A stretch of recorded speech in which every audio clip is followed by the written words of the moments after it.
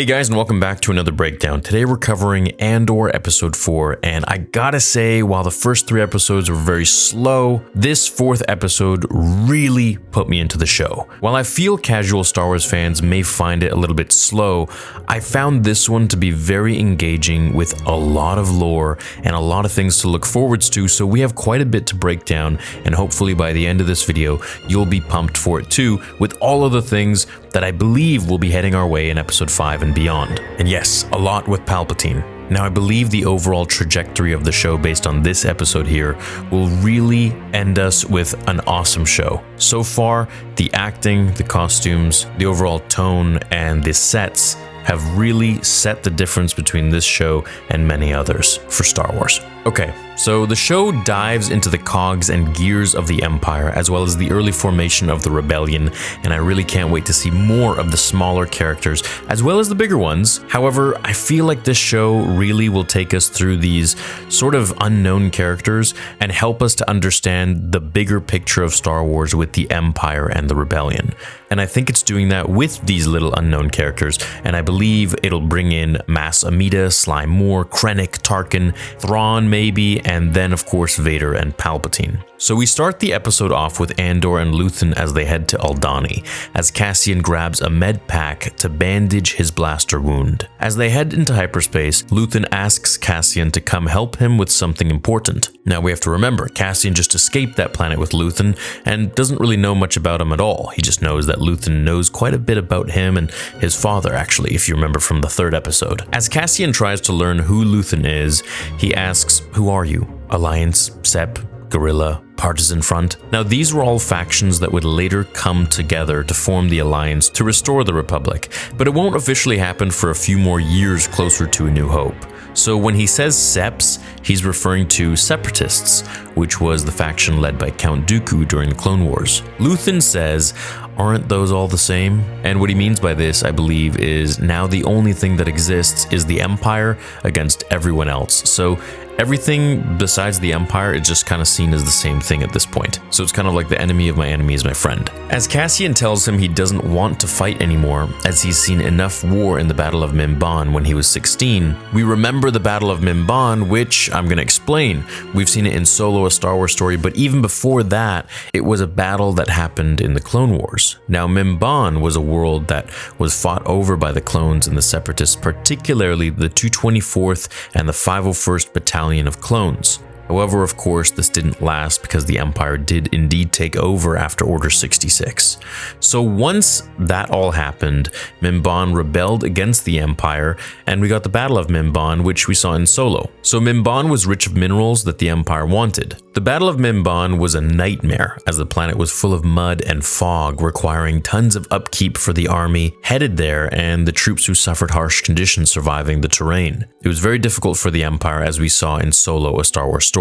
So Luthen tells him that Cassian was only there for 6 months and then he ran away. So clearly Luthen knows a ton about Cassian, and it's all kind of up in the air. It's like, how does he know about him so much? Luthen gives a motivational speech and says he came specifically for Cassian, and says that he'll reward Cassian with 200,000 credits if he accepts the job. Okay, cool. So moving forwards, as we see the ISB, the Imperial Security Bureau on Coruscant, we also know that the Jedi Temple is on Coruscant, which is now turned into the Emperor's HQ, which I'm really hoping we're going to see. Now, the Imperial Security Bureau, the ISB, is where the head of Imperial Security discusses specifics about, well, security, or so we're led to believe from the outside. Now, actually, that's all just a cover-up, as Major Partagaz informs Supervisor Grandy and everyone else.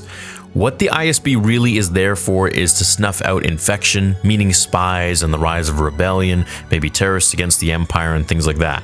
Now, Arvala 6 is the first planet that comes up in the discussion at the table, and while I'm unsure about Arvala 6, I do know that Arvala 7 is the planet where we met Kuel in the first season of The Mandalorian, where Kuel helped Mando get to Baby Yoda, Grogu. So Partagaz asks about the issue on Ferrix with Cassian. Of course, not naming Cassian, but that's what essentially led us there. And it's kind of swept under the rug, like it's not really a big deal, it's just a bit of a mishap, and just small things that don't really matter. But Grandy believes it to be a rebellion once she hears a stolen Imperial Starpath unit was discovered, as we later come to see. They also discuss the increase in construction supplies going to Scarif, and of course we all know Scarif because we saw it prominently in Rogue One at the very end. Now, if you did not know, Vader was originally to storm the beach of Scarif and hold off the rebellion with the tanks and all of that as he blasted through the doors with his lightsaber in the Force.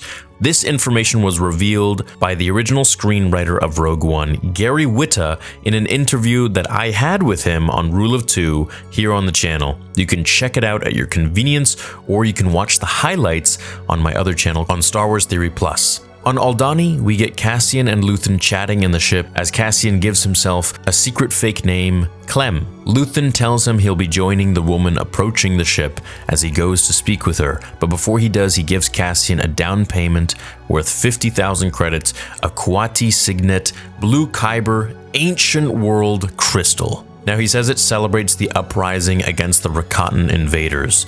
Now, Rakatans were an evil, ancient, powerful species who first tried to enslave the Force sensitives of the galaxy, including everyone else that were on Tython and the rest of the galaxy.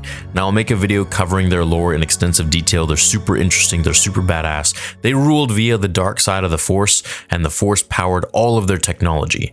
They weren't much like the Yuuzhan Vong who came later, because the Yuuzhan Vong didn't use the Force at all. In fact, they were impervious to the Force. So the Rakatans were quite ancient and powerful, just as much as they were ruthless. They were also the first to invent hyperspace travel. Luthen speaks with Vel, who is the leader of the heist. Now, it's kind of like the Italian Job meets Star Wars, and she's not happy with Cassian joining the crew so late because it's very hard to find people to trust and to let into your circle. But it's his choice, it's Luthen's choice, and he tells her how it's going to be, so she accepts. The Empire scolds the Primo police for their failure at Ferrix and disturbing the peace. Morlana is now under the Empire's authority, thanks to Karn. Now, I think Karn is eventually going to become a rebel and join the other side. Levi and Cassian discuss the heist. She reveals they're robbing the Aldhani armory, and Cassian freaks out. He says it's basically going to be the end of them, but they're going to do it anyways. All 7 of them. It's kind of like the 7 samurai.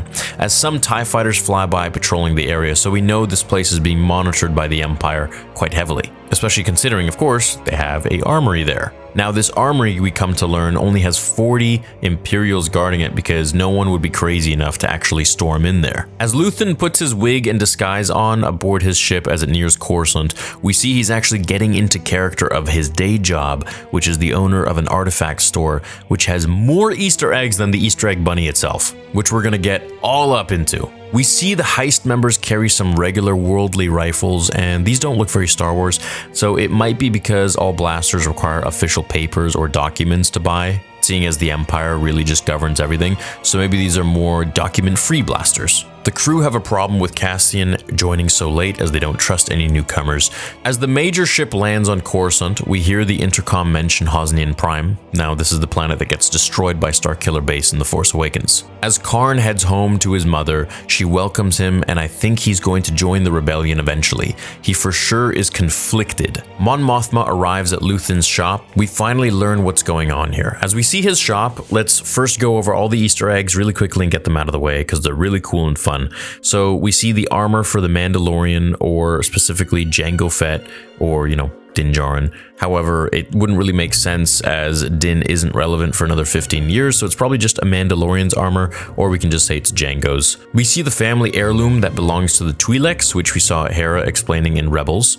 We see Starkiller's helmet. If you don't know who Starkiller is, he was Darth Vader's apprentice in Legends. He was extremely powerful, and George Lucas said that had Luke trained with Darth Vader in this same kind of circumstance that was the story, that was the video game, he would have been just as powerful as Starkiller.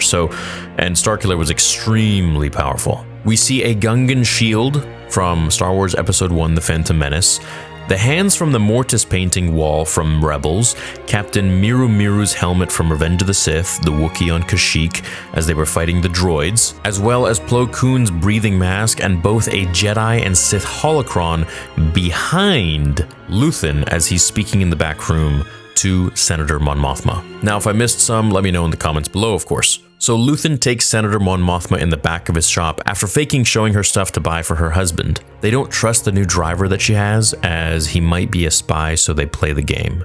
Mon Mothma informs Luthen that the Empire is hiring spies by the day, as she is constantly surrounded by Imperials or spies and just really can't trust anyone. So as Senator Mon Mothma learns of the dinner party for the governor of Hana, she looks at the seating chart and we see that Sly Moore will be there from the Grand Vizier's private chamber. This is huge, dude. Sly Moore was the Force-sensitive bald lady that always followed Palpatine around in the prequels along with Mas Amedda in the Senate. She could force mind trick people, and she is one of the very few beings to know Palpatine's true identity as Darth Sidious. Now, Ars Dangor was an advisor to Palpatine.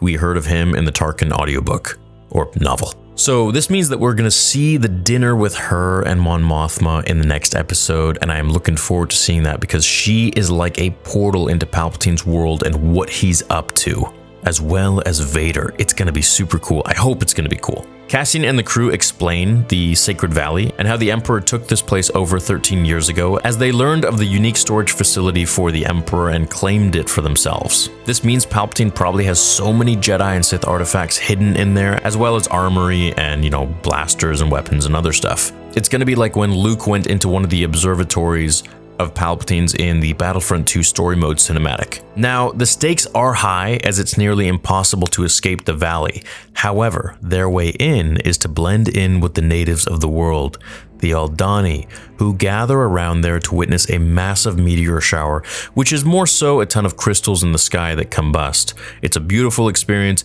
and it happens once every 3 years. Thousands of Aldhani hike the mountains for days to get there, apparently, so it's going to be a great distraction. However, it's a little more overseen by the Empire and controlled now that they're there, so it's going to be interesting to see how Cassian and the crew get in. The final scene is Partagaz. Partagaz doesn't believe Grandy's belief that a rebellion is brewing, and he kind of tells her to just don't worry about what happened on Ferrix. But she wants to get what Cassian stole, and it's going to be interesting to see if she actually does go and get it against Partagaz's wishes and orders. Cassian is briefed, and then the episode ends. So look, I am very excited for episode 5. I am fully on board with Andor, and I think it's a great show. I believe the dinner is going to be the thing that I'm looking forward to the most because it has Sly Moore in it.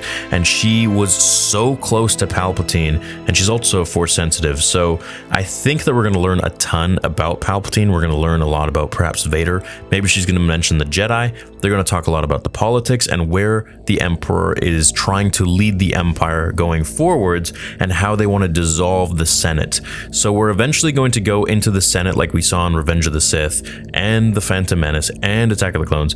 And I believe that we're going to see a ton of interesting dialogue and a lot of political talk between so many different parties. Now, in the end, I think things will get very hairy, and I believe Palpatine will probably come in himself, or he'll be like a hologram or something like that, and projected throughout the Senate. I think it's going to be pretty sweet. I'm very excited for it, and I hope you guys are too. I hope you enjoyed this episode as much as I did. There was a ton of lore and a ton of interesting stuff to speculate on and theorize on, so I'm pumped. I'm excited for Star Wars. I'm excited for this show, which is great because I've kind of been let down for a little bit now, but I'm pretty hopeful with this show. So I hope you are too.